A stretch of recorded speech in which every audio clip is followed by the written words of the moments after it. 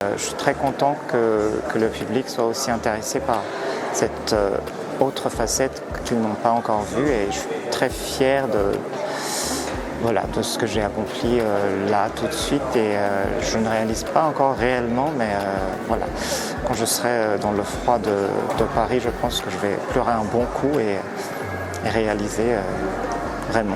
Connaissez-vous toutes les facettes de Dzueli? En tant que créateur de contenu, il compte des centaines de milliers d'abonnés sur les réseaux sociaux. Il a également fait l'exploit d'une salle comble en 4 rendez-vous de stand-up Msumlei en tant qu'humoriste. Maintenant, Indiana Radzuetsu, de son vrai nom, nous dévoile son talent dans la littérature. En tant que poète, il vient de sortir son premier recueil de poèmes intitulé « Il fallut une marraine ». Mais il n'en reste pas là.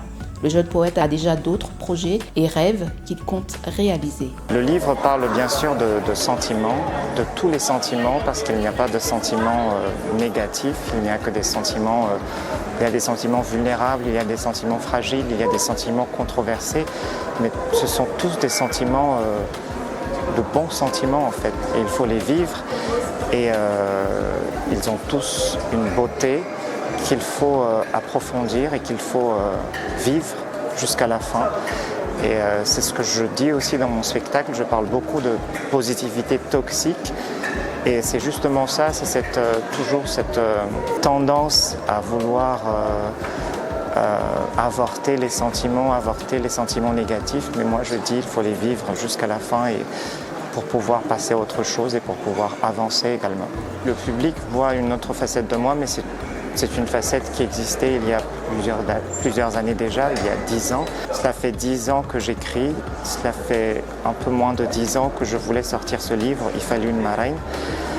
Et je pense que là c'est le moment, et je suis très content que le public soit aussi intéressé par cette autre facette qu'ils n'ont pas encore vue, et je suis très fier de ce que j'ai accompli là tout de suite, et je ne réalise pas encore réellement, mais voilà, quand je serai dans le froid de Paris, je pense que je vais pleurer un bon coup et réaliser vraiment. Les autres rêves, je peux me réveiller un matin et avoir envie de faire un livre, de faire un film.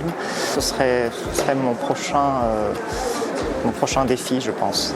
J'ai déjà un livre qui est prêt, qui s'appelle Crépuscule, qui est donc un livre de poésie également en français, mais on verra si on va le sortir, je ne sais pas, peut-être l'année prochaine.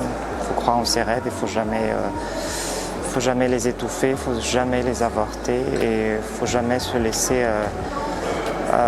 intimider ou se laisser dissoudre au silence. Et voilà, il faut vivre ses rêves et les réaliser, et surtout il faut se réveiller pour les réaliser.